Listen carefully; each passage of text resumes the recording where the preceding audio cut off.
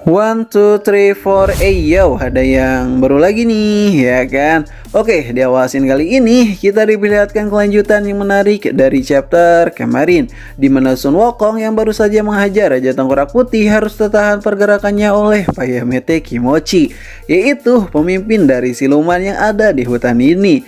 Jurus cengkraman tangan iblis pun benar-benar tak memberikan celah kepada Sun Wukong untuk bisa bergerak sesuka hatinya.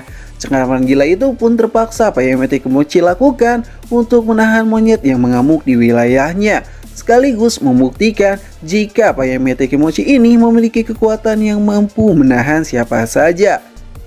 Namun bukannya rasa takut dan merasa sakit oleh cengkraman itu, Wukong pun malah tersenyum kepada Payamete Kimochi sambil berkata, "Oh begitu ya, lakukan saja apa yang kau mau." Payamete Kimochi yang merasakan diremehkan oleh sang Raja Kera mulai geram dengan tingkah laku yang ia lihat, yang membuat Payamete Kimochi tanpa basa-basi langsung memakan sang Raja Kera, yang membuat Shoshu mulai panik di sana. Glek. Makanan yang begitu enak. Siluman tengkorak yang baru siuman dari pingsannya berkata, jika apa yang Payamete lakukan itu sebuah kelicikan semata, karena dia langsung memakan dan menyerap kekuatan dari sang Raja Kera.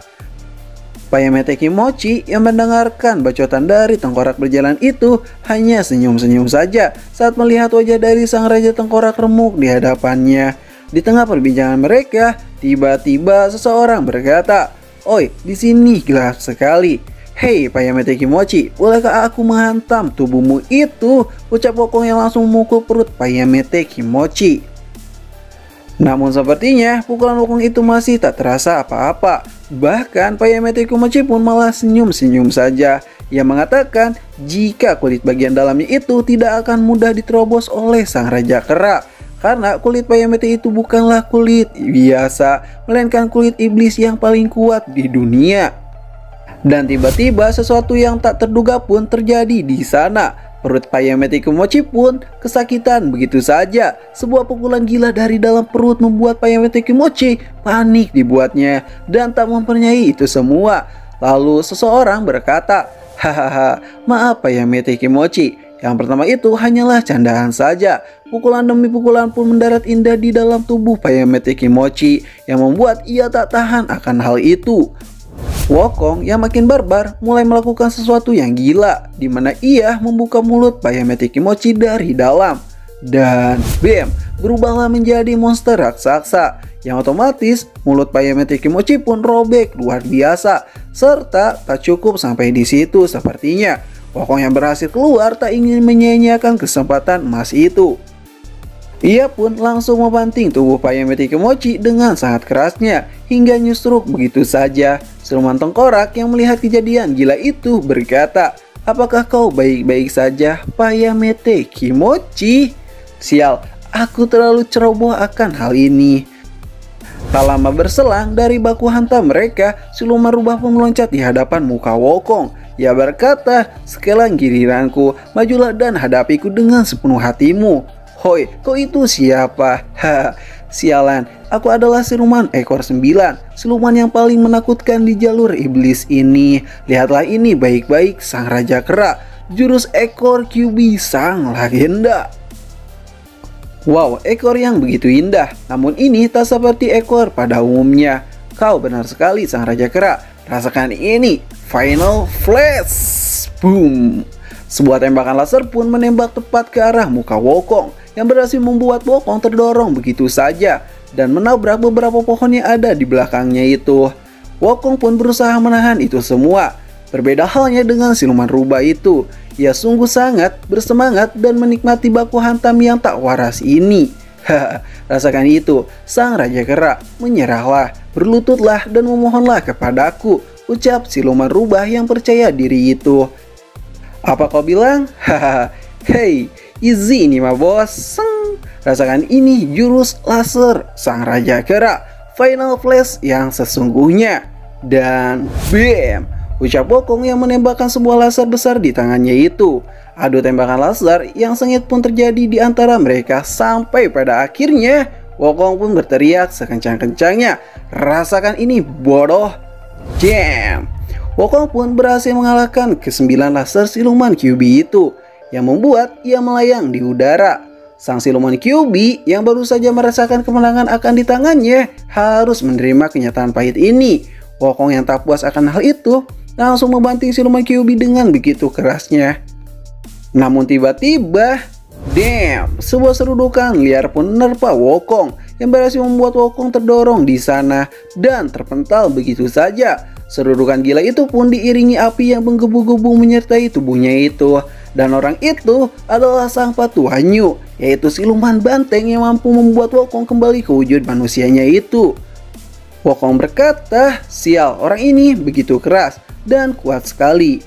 Jadi orang ini yang akan menjadi lawanku selanjutnya. Sungguh sangat menarik.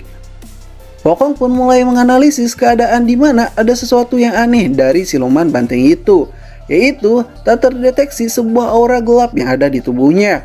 Lalu siluman banteng itu pun kembali ke wujud semulanya sambil berkata, monyet sialan, ternyata kau punya nyali juga ya. Shoshu yang melihat kondisi yang makin tak terkendali itu mencoba mengingatkan Wokong untuk cabut dari tempat itu. Karena dari tadi Wokong baku hantam tanpa henti dari mereka semua yang ada di sini.